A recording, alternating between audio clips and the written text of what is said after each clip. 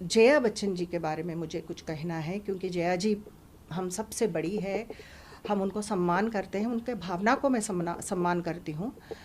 लेकिन उनके जो युवाओं के ड्रग्स के बारे में, इंडस्ट्री के बारे में जब बात कर रही थी, तो मुझे ऐसा लगे कि कहीं ना कहीं राजनीति कर रही है। ये बात राजनीति करने की नहीं है, ये बात हमारे परिवार से, मतलब हम ऐसे कहते हैं कि ये charity should be start from the home. तो हम अपने तरफ से कैसे आवाज़ उठाएंगे, उसके हिसाब से हम जनता के बीच में जा सकते हैं। लेकिन जिस तरह उन्होंने, जया जी ने, उनके बहुत उनका जो एक्सप्रेशंस देखने के बाद, उनके जो भावना देखने के बाद मैं बहुत ही चिंतित थी। इसलिए चिंतित थी कि जिन अमर सिंह जी ने बच्चन परिवार को, उन्होंने उनके मुश्किलों में, अमर सिंह जी, आदरणीय अमर सिंह जी अब हमारे बीच में नहीं रहे, लेकिन बच्चन परिवार के लिए उन्होंने बहुत कुछ किए, मुश्किलों में उनके साथ खड़े थे।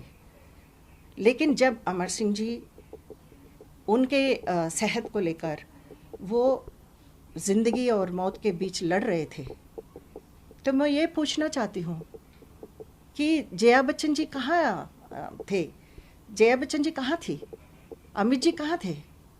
मतलब जो स्नेह के लिए प्रतीक होते थे अमर सिंह जी, तो उनके बारे में आज मैं यही सोच रही हूँ कि जया जी का वो एक सेंटेंस उन्होंने बताया था, किस थाली में खाते हैं उसी थाली को छेद करते हैं।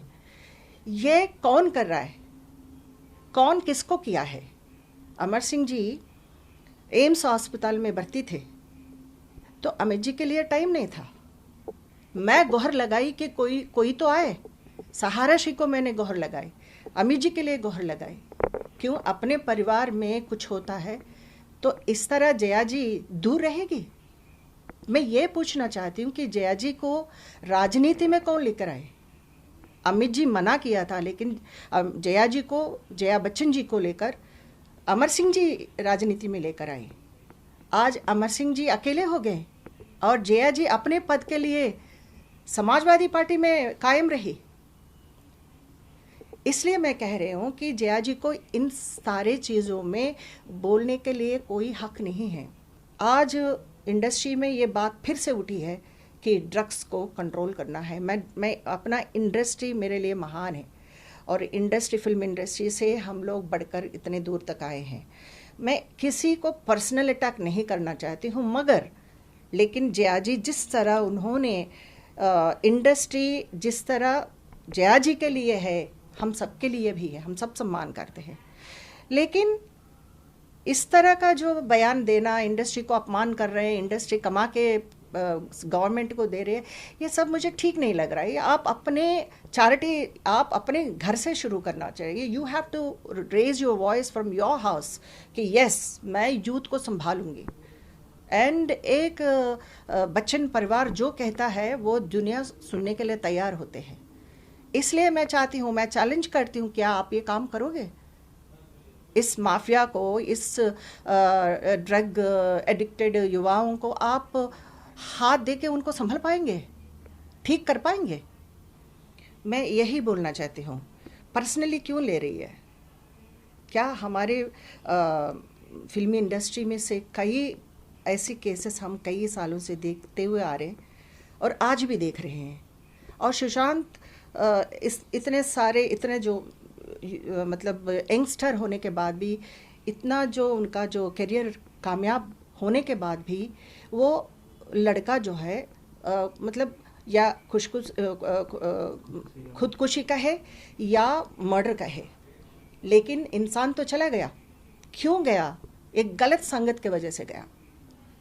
और रिया एक एक का नाम लिस्ट लेकर आ रही है कि कौन कौन इस ड्रग्स में जुड़े हुए हैं। इस इंडस्ट्री का एक फर्स्ट फैमिली होने के नाते जया बच्चन जी का प्रथम कर्तव्य होता है कि इसके लिए वो आगे बढ़े और युवाओं को बचाए, क्योंकि हमारे देश में पंजाब से लेकर नेपाल तक तस्करी हो रही है। कैसे इसको रोकेंगे? आज मैं ये बताना चाहती हूँ कि अगर आप हमारे देश में इस ड्रग्स का मामला बाहर नहीं आता तो कितने लोगों का जान चले जाते, कितने लोग मर रहे, कितने लोग उनके अपने जीवन को बर्बाद कर रहे। लेकिन मुझे ऐसा नहीं लग रहा है कि कुछ जो किशन जी उन्होंने कुछ गलत जया जी के बारे में कहा हो या जो पर्सनली अटैक किया हो तो मैं समझ सकती हूँ। लेकिन ड्रग्स को रोकने के लिए युवाओं को लिए अगर वो जया जी हमेशा जो है दूसरी नज़र से ही देखती है, कोई भी इंसान उनको सही नहीं लगते हैं।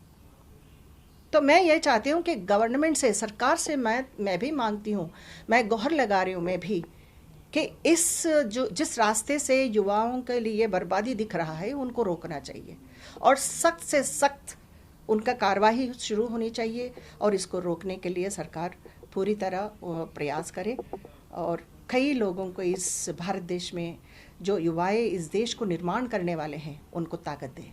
सीबीआई से लेकर नारकोटिक्स डिपार्टमेंट से लेकर सब लोग इसके लिए कोशिश कर रहे हैं और कुछ लोग हम जो पहचान नहीं पाएंगे उस ये ड्रग्स के जो मामले को बाहर लेकर आने के लिए कोशिश भी कर रहे हैं। आखिर कहाँ है सुशांत का केस? मैं पूछती हूँ कि उस यंग बॉय जो अरमान के साथ जो यहाँ बिहार से लेकर यहाँ तक आया है, उसका अंत ऐसे कैसे हो गया? इसका क्लू ज़रूर लेना चाहिए। हम इंतज़ार कर रहे हैं, मैं ही नहीं, सारे भारत देश के सभी लोग, सुशांत को आखिर क्या हुआ, उसके मौत का कारण क्या है, यही जानना चाहते हैं। मैम, जिस तरह से रिया चक्रवर्ती, हाँ देखिए, जहाँ तक मैं टीवी से न्यूज़ देखने के बाद मुझे ऐसा लग रहा है कि रिया चक्रवर्ती सुशांत जी के जीवन में आने के बाद कुछ तो बदलाव आया है। इसमें कुछ गलत संगत भी, मतलब ड्रग्स माफिया भी इसमें इन्वॉल्व है और उनका भाई भी इन्वॉल्व है। तो उसके वजह से एक यंग बॉय, अपकमिंग बॉय, जिनके अरमान है कि मैं स्टार बनूंगा, और बिहार से मुंबई आने के बाद उनका जीवन में एक चेंज आया गया और ड्रग को एडिक्ट होने का एक ऐसे समय आ गया था। तो उसके वजह से जो यूथ के लिए एक एग्जाम्पल बन गया कि हम ड्रग्स के लिए पास जाएंगे तो वो किस तरह हमको जलकर राख कर देगा। तो आज Rhea Chakraborty, she is a small girl, वो जाने अनजाने में कुछ भी गलती किया तो गलत ही है, तो उसका सज़ा तो पाना ही है। तो उसके लिए ला सबके लिए एक जैसा है।